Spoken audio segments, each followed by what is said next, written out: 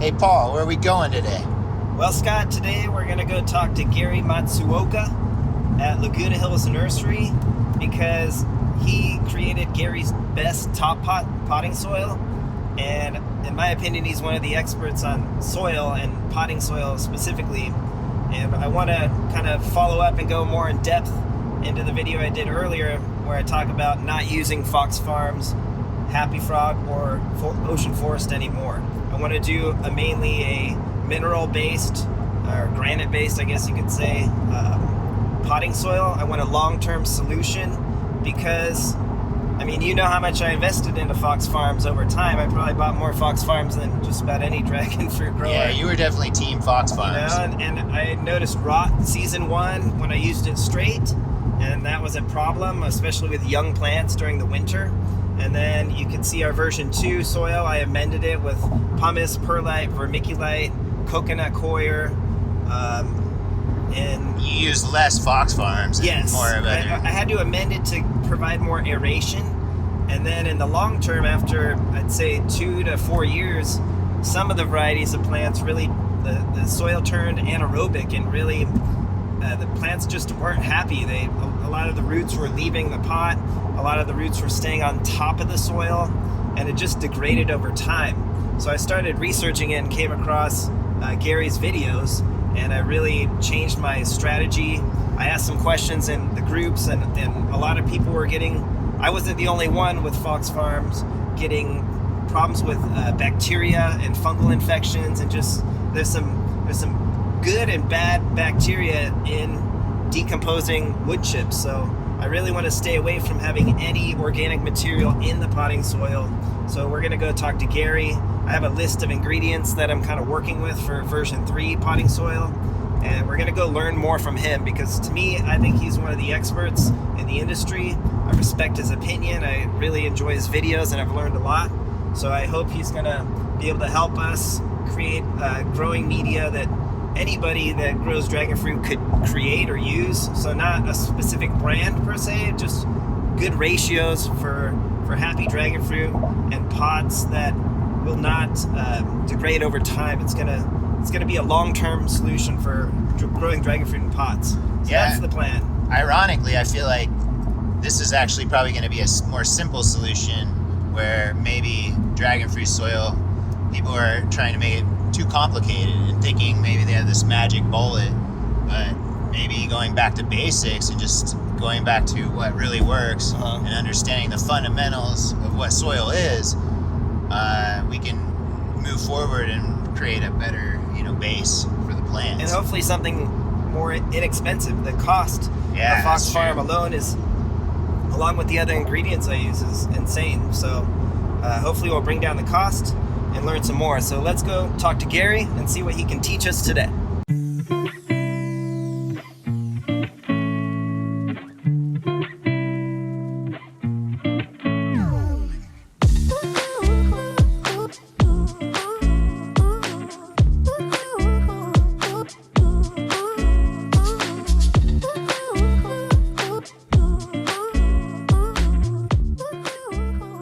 Hey everybody, this is Paul, and I'm with Gary Matsuoka today, and we're going to learn more about potting soil and long-term potting solutions for dragon fruit. So Gary, I've been on a quest for better soil. I came across your channel, and now I'm using a lot less composted and plant materials inside my potting soil. I was using Fox Farms and Kellogg's Palm and Cactus, and in the short term it was great. In the long term, my plants are unhappy. So now I'm kind of on a version 3 mixture, and I was wondering if you'd evaluate this mix. I'm at about a 25% coarse sand, 20% biochar, which would be store-bought. I found a nice source that is supposedly activated. What do you recommend about activation and biochar? They know it charcoal works because they said the old campfires were found in the jungles of Central America that are 10,000 years old.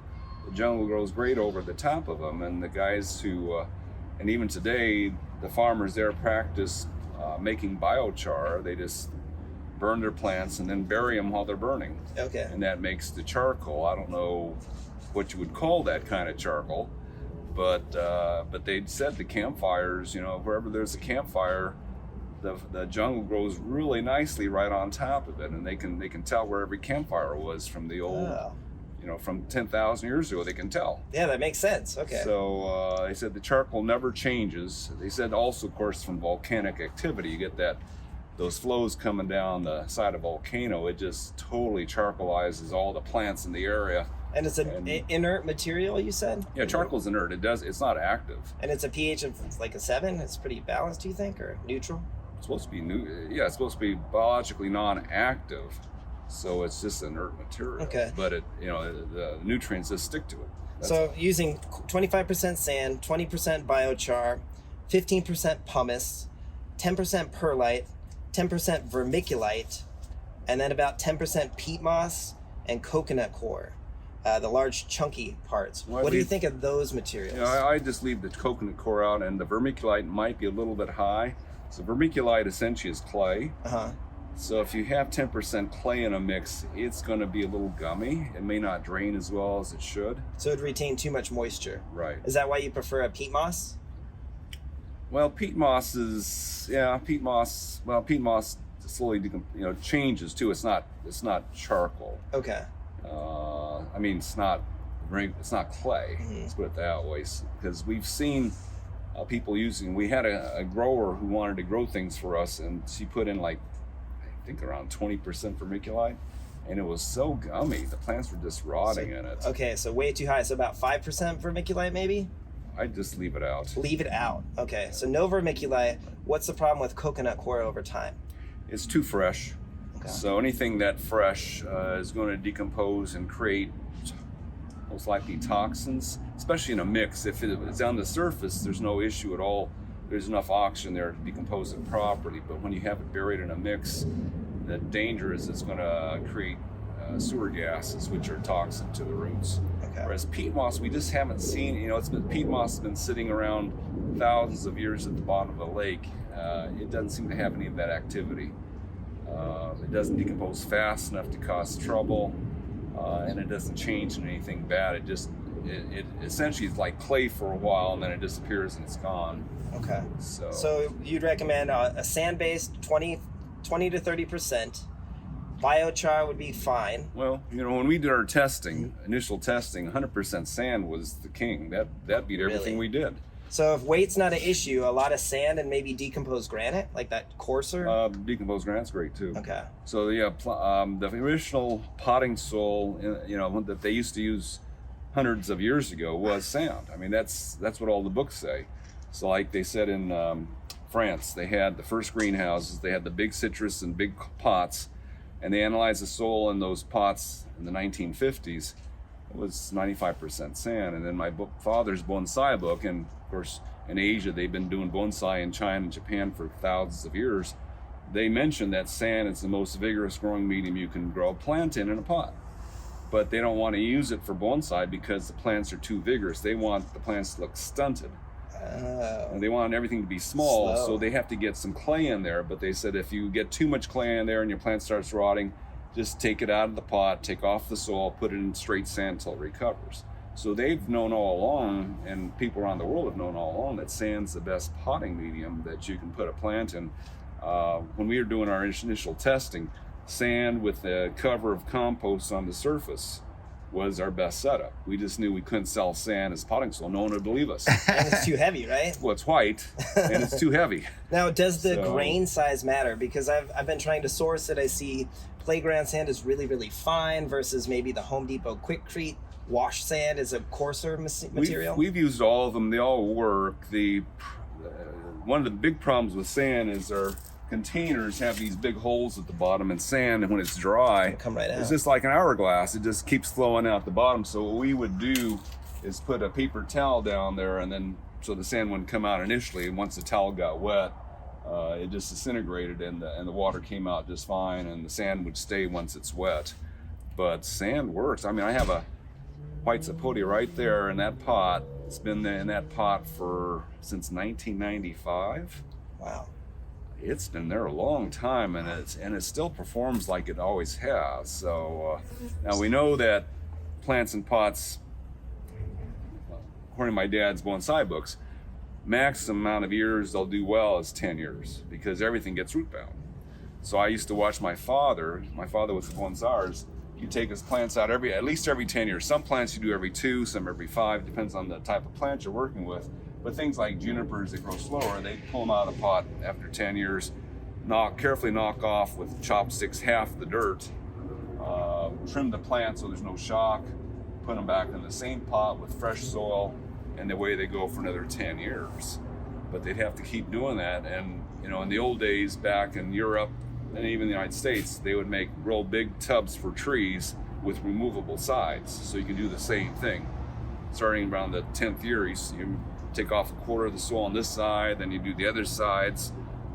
So you can pull it out and then they didn't have to pull it separate out. You just take the side off, change the dirt on that side, put the side back on, and put it right back. Okay, I understand. So that's the other way of doing it. But that's, for any plant, if they run out of root space, they just age very quickly.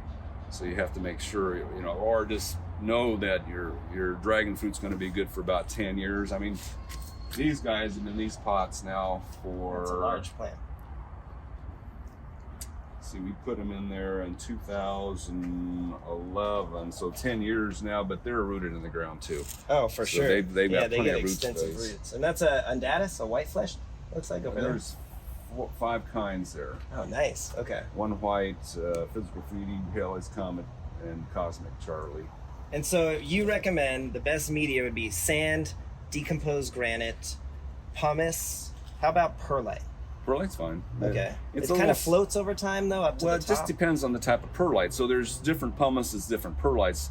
When I first started doing this, I met up with the scientists from NASA, and they were throwing potting soil in outer space. He's the one that got me into this stuff because he told me that the nursery industry is backwards. They don't know what they're doing. Nothing grows in compost. Yeah. It's like a racket. and he showed us what they were doing for the space shuttles back then. It was the space shuttles. And he says, we're sending up spun glass because glass is that quartz. green material that Oh, yeah. you kind of can stick into the... Yeah, Okay. because soil is quartz. Sand, pumice, perlite, it's all quartz. It's glass. And that's what soil basically is. Clay is mostly quartz. So your soil is basically made out of glass, essentially. So anyway, he showed me the different pumices that he has. He said he owned the mineral rights to a volcano in New Mexico. And the pumice, he showed me, you can put in your hand like this and blow on it, it just floats. So extremely light. Very light pumice. And then, we use heavier pumice here because we don't want it to float. Perlite, there's many grades of perlite. And to I me, like the 3 and 4. What do you think of those? the coarser ones I like better because the smaller ones, they're too soft. Okay. And plants are too wobbly in them. And then they float also. So the coarser ones are better. The pumice I like even better because it's a little heavier. The pumice we get is heavier, so it acts almost like rocks. It doesn't float. So it gives you more stability. So using that as your media, what do you recommend to fertilize with a top dressing? Do you think a Fox Farm product or something like that would be good? Well, Fox Farm is probably top of the line. It may not be. It's like Rolls Royce versus a Ford. Mm-hmm. Yeah. It's the best, but is it worth it? But it is the best. So that's okay to top dress. Oh, yeah. What are some other options that you would recommend that maybe would be just almost as effective, but maybe a bit cheaper? Well, not cheaper, but easier for us. So whenever we plant plants in pots, we always use the Osmocote, which is the time-release chemical fertilizer in the little pills. Okay. Because the problem we're having here is if you put something organic on the top of the soil and you get a hose on there and blow it, it's gone. Within a few weeks, it's just washed away. Okay. Whereas the Osmocote, we can put it in the soil, so it's in there, so we can't wash it out. In my own home, I use compost on the top. I mean, you're just more careful there, and that's more natural. That's what nature wants you to do. And then just make sure you keep it away from maybe the stem. No, Or it doesn't really matter. doesn't matter. Okay. Nature doesn't pull the leaves away Yeah, from that's the true. trunk. That's true. I mean, a friend of mine was down in Guatemala a few years ago, and he wanted to see how deep the avocado leaves were underneath the avocado trees. He said it was 5 feet. Oh my gosh. You could hide somebody in there. Of course, you go up to the foothills of the Sierras, and they said that oak leaf mulch there is like a couple feet deep. Yeah, Right. It's really deep. And still a lot of oxygen can get in there. So Yeah, because the leaves aren't So what I tell people now, I think compost, the way it's ground up, totally unnatural in nature. There's no tree that's ground up into fine pieces like that. A tree takes hundreds of years to decompose. If you grind it up to 1 million pieces, it decomposes in half a year. It's like, that's not natural. That's something wrong with that. Yeah, but just too much beneficial and bad microbes. It's just too much of a too much activity. Okay. Too fast. Too fast. So it heats, so fast it heats up. It can Yeah, it gets catch on warm. fire. Yeah. So, there's something unnatural about that. That's true. So let's go talk about your top potting soil if somebody wants maybe just a 1-bag solution to grow dragon fruit. So let's go check that out. So here is Gary's best top pot. Can you tell us a little bit about it if you want a 1-bag solution for growing dragon fruit? Yeah, we made this about 10 years ago to be the all-purpose potting soil for permanent plants. And it's 2/3 inert material. Well, we've been messing with it, so you might get some roots in there. So this is 35% peat moss, and we have 30% pumice, 20% perlite, 10% sand, and 5% charcoal in there. 5% charcoal, okay. Which is higher than needs to be. They said in nature the highest charcoal content's more like 2 to 3% charcoal. So if you ran 20%, that's just going to be expensive and kind of overkill in your opinion. Yeah, you don't need it. You don't Okay. need it that high. Okay. So. So this would be a great 1-pot solution. What would you recommend to fertilize it? If you were to grow a pot of dragon fruit with just dumping in this bag of soil, how would you fertilize it in the time of year? Well, of course, we like to plant them more or less in the spring. It's kind of cool this time of year in the winter, or can come into winter to start things in bigger pots.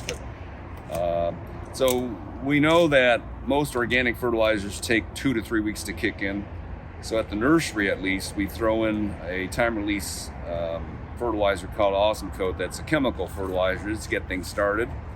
And a lot of times we'll put in an organic fertilizer at the same time, and there's quite a few brands of that we could use, but because those will kick in later.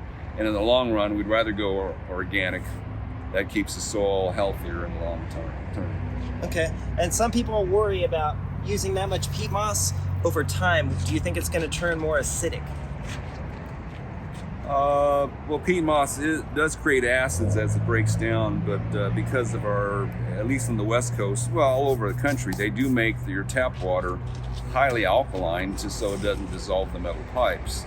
So with the pH of around 10 or 11 and the pipes coming down, you want some peat moss around to keep it more neutral. It'll balance it out, okay. Right. And we find, and a lot of the research shows that pH isn't as important as you think it might be, except when you use chemical fertilizers, organic fertilizers, the pH really doesn't matter. Okay. Because those things do not dissolve in the water. They just get broken down by the fungi in the soil, and that's a direct feed to the plant rather than having to dissolve in water. And so over time, just continue as the plant gets older, you're just going to top dress it only with organic compost. Right. Would be great. That's or the if you best could way. afford it, Fox Farm soil. Yes. Put that as a top dresser. That is the best on Okay. the market that we know of. Great. All right. Well, thank you so much for your time, Gary. We You're really welcome. appreciate it. All right. Give us a like and a subscribe. Have a wonderful day. Take care.